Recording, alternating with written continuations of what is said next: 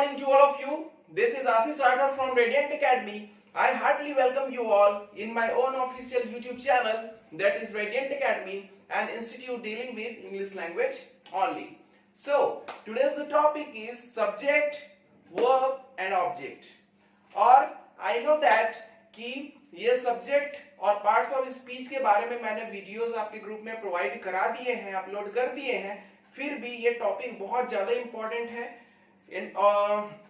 According to the tense, according to the voice and speech and all the grammars, क्योंकि subject के बिना कोई sentence कैसे बोलेंगे हम, ठीक है। अगर मैं बोलूं कि मैं जा रहा हूं, सो आई एम गोइंग, तो आई जो आ रहा है वही तो सब्जेक्ट है। सो आज उसी के बारे में डिस्कस करेंगे। So let's get started. Okay, so previous videos में आपने सब्जेक्ट के बारे में देखा भी होगा, डेफिनेशंस भी देखी होगी, टाइप्स भी देखा होगा, डिटेल भी देखा होगा, बट आज मैं एक नया वीडियो फिर से इसी टॉपिक पर इसलिए बना रहा हूं क्योंकि इसके मीनिंग्स पर बहुत ज्यादा कंफ्यूजन होता है। क्योंकि हमको आई का मतलब सिर्फ मैं बताया जाता है, ही की मीनिंग सिर्फ वह बताई जाती है, सी का मतलब भी वह बताया जाता है जो कि गर्ल्स के लिए यूज होता है या लेडी या फेमिनाइन जेंडर के लिए यूज होता है, लेकिन इससे भी ज्यादा मीनिंग्स आपके सामने आज वीडियो में प्रोवाइड होने वाले हैं। चलिए देखते हैं। So what is the subject? Subject is a person और थिंग।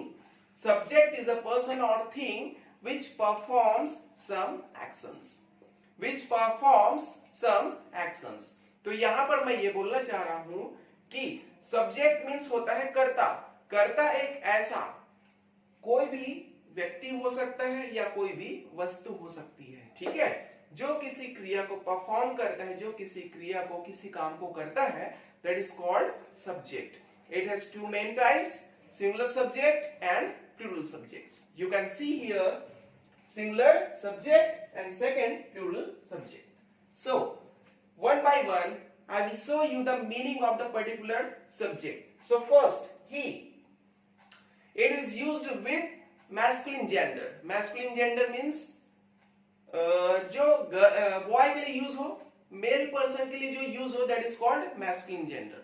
So meaning वह, उसे, उसको, उसने, वह, उसे, उसको, उसने।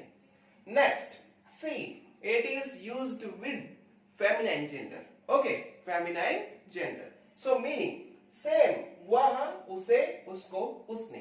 So the basic difference is that it is used with masculine and used for feminine. Next, it, यह, इसे, इसको, इसने। It is used for neuter gender. Neuter gender, that is non-living things. What? Non-living thing. Non-living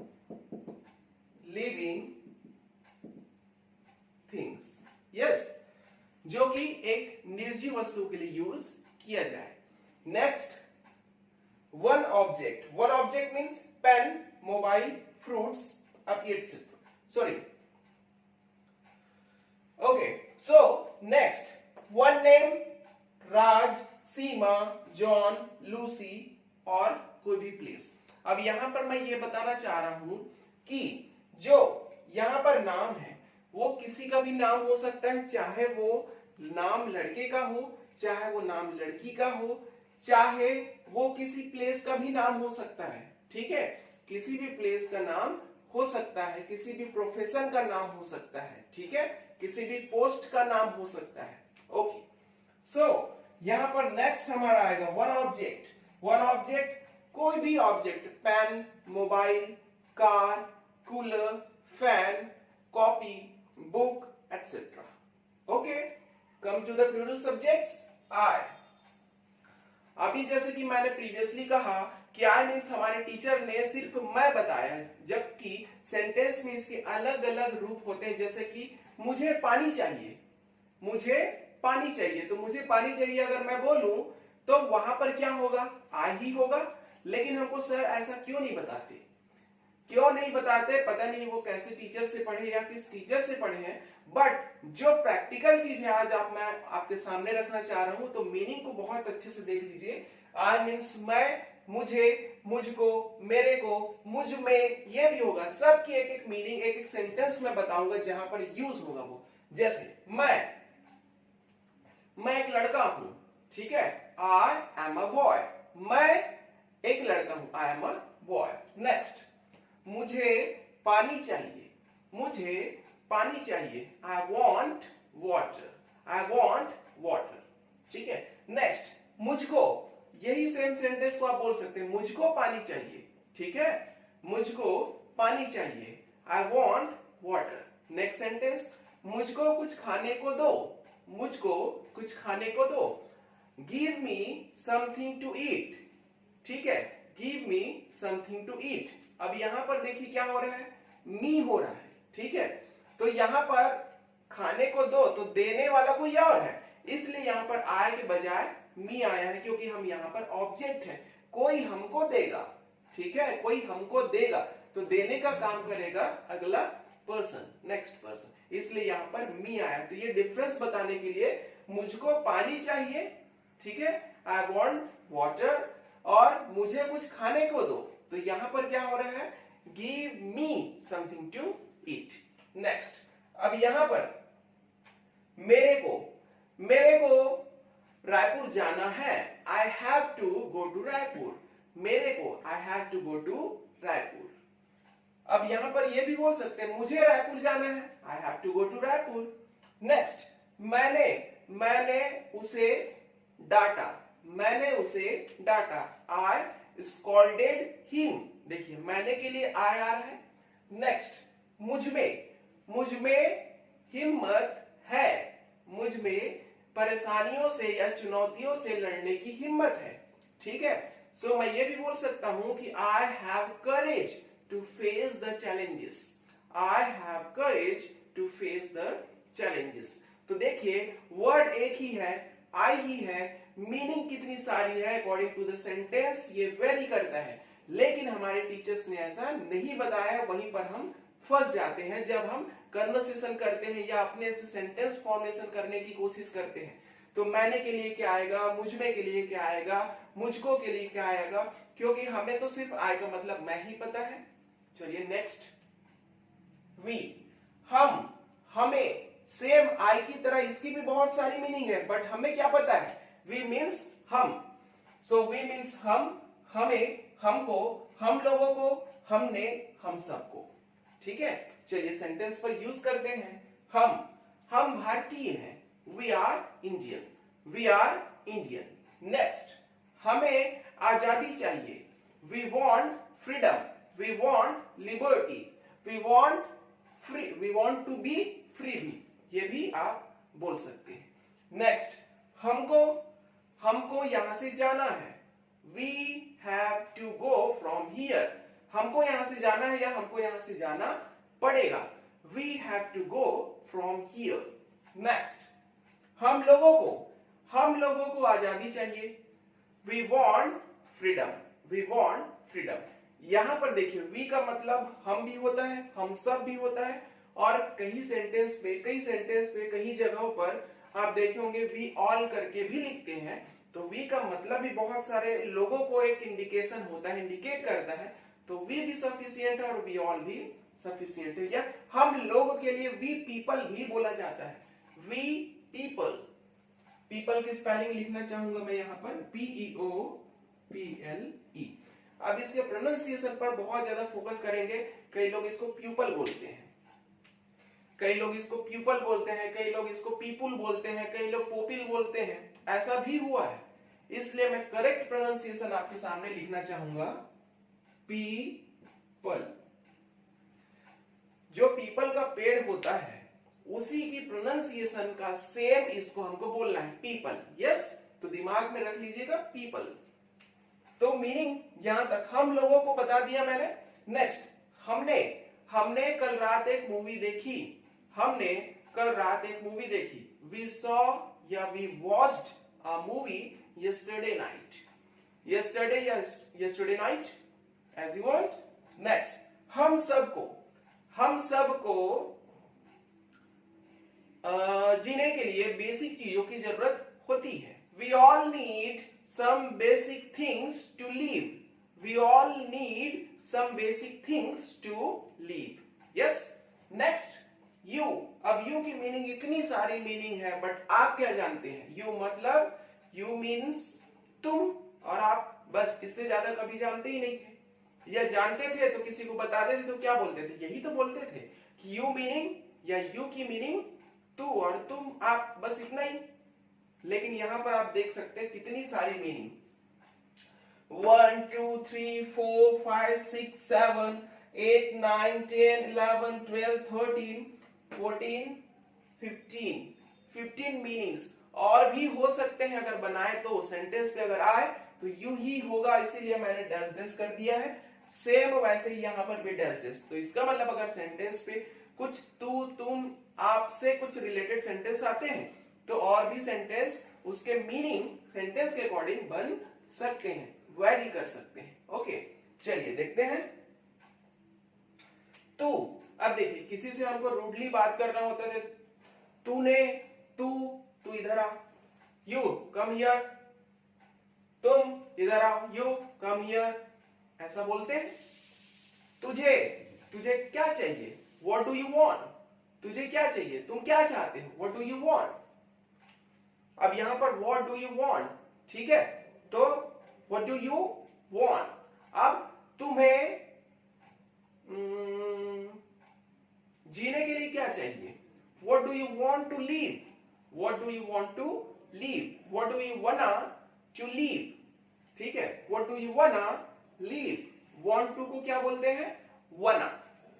next, तुमको, तुमको क्या चाहिए? तुम्हें क्या चाहिए? आपको क्या चाहिए? तो ये जितनी भी सारी मीनिंग, जैसे कि you are the best student, अब किसी एक पर्सन को मैं देख के बोल रहा हूं तो वहां पर किसी एक के लिए, तो यही इसकी स्पेशलिटी है कि ये जो यू है, ये जो यू है यहां पर ये सिंगुलर और यही प्लूरल। ये सिंगुलर सब्जेक्ट भी है और यही सेम यू प्लूरल सब्जेक्ट भी है। तो मैंने बोला यू कम हियर, हेलो तुम यहां आओ।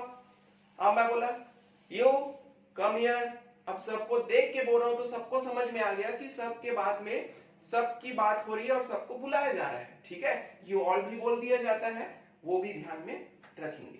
तो यहाँ पर कुछ मीनिंग ऐसी है जो सिंगुलर पर्सन को डिनोट करेगी, जैसे you are the best student in the class, आप या तुम इस क्लास के सबसे अच्छे स्टूडेंट हो। And thank you to all, thank you all of you, ऐसा भी करके बोलते हैं तो हम सबको धन्यवाद दे रहे हैं, ठीक है। तो यहाँ पर बहुत ध्यान से देखिएगा, यू एक ऐसा सब्जेक्ट है जो कि सिंगुलर भी है और प्लूरल भी है। अब इसी लाइन में, इसी लिंक में मैं एक चीज और बता दूं, ये जो यू है इट इज बेसिकली, ये क्या है? सिंगुलर। बेसिकली क्या है? ये सिंगुलर है। देखिए मीनिंग, मैं एक लड़का हूं, अब मैं तो अकेला ही हूं ना, लेकिन बात ये प्लूरल के सब्जेक्ट के अंदर में आ रही है, तो बेसिकली है ये क्या? सिंगुलर सब्जेक्ट, लेकिन आता है प्लूरल की कैटेगरी में, ठीक है। तो यहां पर पूरे टेंस में पूरे 12 टेंसेस होते हैं, उसमें सिर्फ एक ही ऐसा टेंस है जिसमें ये सिंगुलर की तरह ट्रीट किया जाता है, जिसका नाम है पास्ट इंडेफिनिट। तो पास्ट इंडेफिनिट के अलावा हर जगह आपको हेल्पिंग वर्ब जो इसके साथ लगेगा वो प्लूरल का ही लगा हुआ दिखेगा। इस चीज को आप हमेशा ध्यान रखिएगा, आपके टेंस में मैं फिर से मेंशन कर दूंगा। चलिए नेक्स्ट बढ़ते हैं दे की तरफ। दे मीन्स वे, वे मीन्स वे, उन्हें, उनको, उन लोगों को, उन सबको, उन लोगों ने। तो यहां पर ऑटोमेटिकली पता चल रहा है कि बहुत सारे लोगों की बात हो रही है। They will go to Raipur, वे रायपुर जाएंगे। दे विल ईट या मैंगो, वे आम खाएंगे, ठीक है। और भी अलग अलग टेंस में आप इसको बना सकते हैं। सो चलते हैं नेक्स्ट वीडियो की तरफ और उसमें हम बात करेंगे वर्ब के बारे में। Okay, thank you. Okay, in the next slide we are going to discuss about the verb. So first definition, not definition.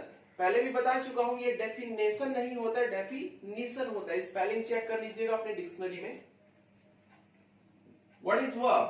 A verb is a word which shows any action which shows any action. नाम से पता चल रहा होगा, sentence के wording से पता चल रहा होगा, मीनिंग से। अब वर्ब, एक वर्ब होता है एक शब्द विच, जो कि दिखाता है किसी एक्शन को, किसी काम को। तो यहां पर पूरी अगर इसकी कंप्लीट मीनिंग देखें तो वर्ब एक ऐसा शब्द है जो किसी क्रिया को दिखाता है। क्रिया इन द सेंस काम को दिखाता है, जैसे हंसना, रोना, खाना पीना, उठना बैठना, चलना, बात करना, लिखना, पढ़ना, आना जाना, ठीक है, सारे क्या है, वर्ब है। अब बात तो यहां तक ठीक है कि दो वर्ड आपने सुना होगा, transitive verb and intransitive verb. First, transitive verb, in short TV, okay, and second, intransitive verb, intransitive verb, IV, yes। अब देखिए transitive verb and intransitive verb अगर समझना है तो आप इसके हिंदी मीनिंग को अगर समझ जाए तो ये बहुत ज्यादा इजी हो जाएगा। कैसे, देखिए इसके हिंदी मीनिंग पर चलते हैं। ट्रांजिटिव वर्ब सकर्मक, सकर्मक एंड अकर्मक। थोड़ा सा लाइट दिख रहा है बट मैं बोल के दिखा दूं आपको। Transitive verb in short TV सकर्मक एंड इंट्रांजिटिव वर्ब आईवी अकर्मक। अब इसके एक्सप्लेनेशन पर चलें। स कर्म, अकर्म मीन्स कर्म के साथ, कर्म के बिना।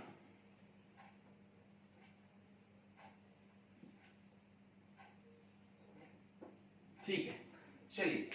सो इसकी हिंदी मीनिंग इतनी इजी है कि इसकी वजह से आप इंग्लिश पे भी कमांड कर सकते हैं। चलिए कैसे, सकर्म, कर्म के साथ, मतलब आपको एक सेंटेंस बता रहा हूं, एग्जांपल।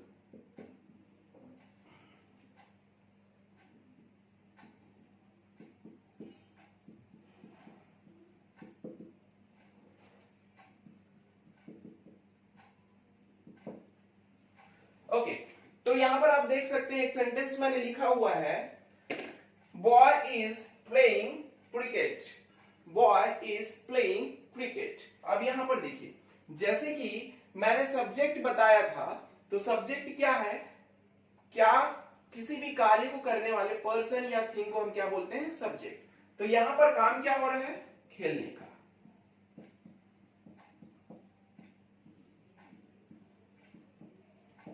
तो ये तो हमारा हो गया वर्ब। लेकिन वर्ब में कौन सा वर्ब, वो हम डिफाइन करेंगे, ट्रांजिटिव और इंट्रांजिटिव। तो यहां पर देखिए, बॉय हमारा हो गया subject, that is clear. Subject is playing cricket, subject is playing cricket means boy is playing cricket.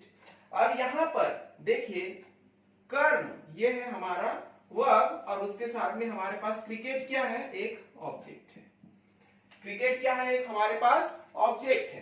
तो यहां देखिए, और ऑब्जेक्ट की मीनिंग ही कर्म होती है, ठीक है। तो हम इसको इंग्लिश में क्या डिफाइन कर सकते हैं, having object, having object, not having object. अब देखिए, कर्म के साथ मतलब उस सेंटेंस में जिसमें ऑब्जेक्ट हो तो उसका वर्ब ओनली वर्ब न कहला के ट्रांजिटिव वर्ब कहलाएगा। देखिए यहां पर जो प्ले है, अब ये हमारा सिर्फ वर्ब नहीं न कहला के क्या हो गया, ट्रांजिटिव वर्ब हो गया। क्यों, क्योंकि इसके साथ में हमारा क्या है, ऑब्जेक्ट है। तो यही बस डिफरेंस है। सेकंड डिफरेंस मैं बताऊंगा सेकंड सेंटेंस पे, आई थिंक। देखिए, आई थिंक, अब हमको पता है इसकी मीनिंग क्या होगी, मैं सोचता हूं, ठीक है। तो यहां पर आई क्या हो गया, हमारा सब्जेक्ट। अब थिंक मींस एक वर्ब हो गया, अब क्या इस वर्ब के बाद में या उसके पास में कोई ऑब्जेक्ट है? नहीं है, नहीं है। That's why it is called intransitive verb. ये इंट्रांसिटिव वर्ब। सो जब सब्जेक्ट वाले सेंटेंस में वर्ब के पास में अगर कोई ऑब्जेक्ट हो या वर्ब के लिए कोई ऑब्जेक्ट हो तो वो वर्ब कहलाता है हमारा ट्रांसिटिव वर्ब। और जब किसी सेंटेंस में ऑब्जेक्ट ना हो तो वो हमारा कहलाएगा वर्ब, पर्टिकुलर वर्ब क्या कहलाएगा? Intransitive verb. तो ऐसे बहुत सारे क्या बोलते हैं वर्ड्स हैं, वर्ब्स हैं, जैसे कि think, laugh, cry, sleep, wake up. ये सारे कुछ ऐसे सेंटेंसेस, ये सारे कुछ ऐसे वर्ब है, मेन वर्ब है जिसके क्या है? ऑब्जेक्ट नहीं होते। ये अल्टीमेटली क्या है? इंट्रांसिटिव वर्ब ही है। ओके, सो आप इस स्लाइड में देखेंगे कि उसके कुछ टाइप्स होते हैं, जैसे कि उसके 3 टाइप्स मेनली है, और भी है linking verb, principal verb, but main चीज पर मैं फोकस करूंगा कि फर्स्ट जो है वो है मेन वर्ब, या इसी को बोलते हैं हम प्रिंसिपल वर्ब। मेन वर्ब और principal verb.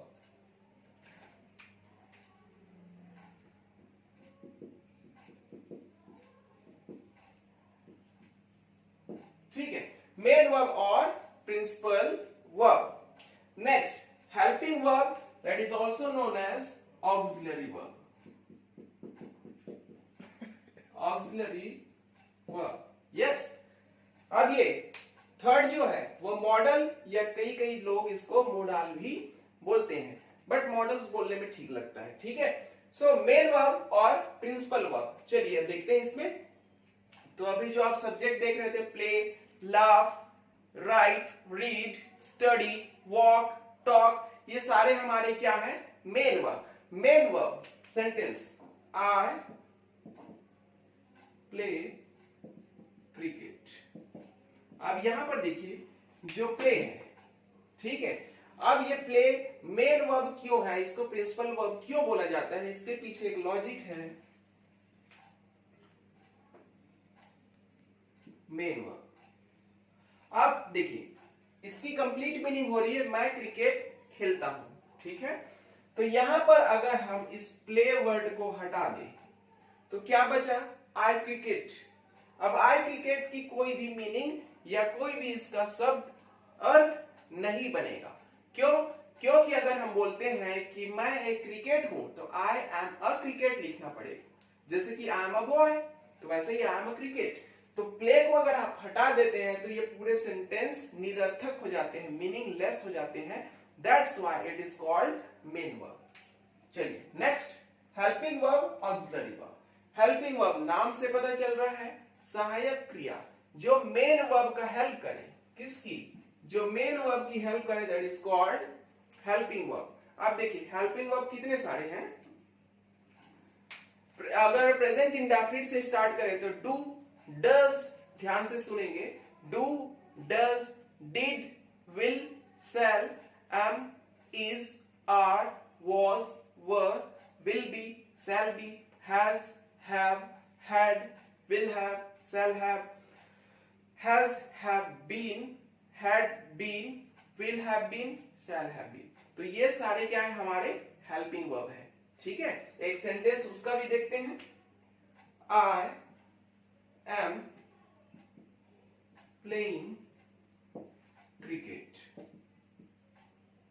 I am playing cricket। तो यहां पर मेन वर्ब के बारे में बात नहीं करेंगे, यहां पर सिर्फ और सिर्फ बात करेंगे हम ऑक्सिलरी वर्ब के बारे में। तो ऑक्सिलरी वर्ब, इसी को हम HV लिख सकते हैं, helping verb. This is MV। MV means main verb. अब आते हैं हम मॉडल वर्ब की तरफ। Can, could, will, would, shall, should, must, may, might, must, और भी है, ऐसा नहीं कि मैंने लिख दिया उतना ही है, और भी बहुत सारे सेंटेंस है। तो इसका जो सेंटेंस है वो बिल्कुल अलग तरीके से बनेगा। जैसे मैं एक सेंटेंस आपको दिखाऊं, I can play cricket, can सकना, ठीक है, आई कैन प्ले क्रिकेट, मैं क्रिकेट खेल सकता हूं, ठीक है। तो कैन की मीनिंग यहां पर अपने स्टैमिना को, अपने पावर को या अपनी एबिलिटी को बताने के लिए, अपनी कैपेबिलिटी को बताने के लिए शो किया जाता है। जैसे कि मैं 50 किलो उठा सकता हूं, आई कैन लिफ्ट 50 केजी। तो इसके सेंटेंसेस जो है, इसके टेंस या वॉइस के सेंटेंस बिल्कुल अलग होते हैं, ठीक है। तो ये हमारा हो गया main verb, helping verb and modal verbs. So next की क्लास में मैं ऑब्जेक्ट को बहुत डिटेल से पढ़ाने वाला हूं। So till then take care, thank you, have a nice day.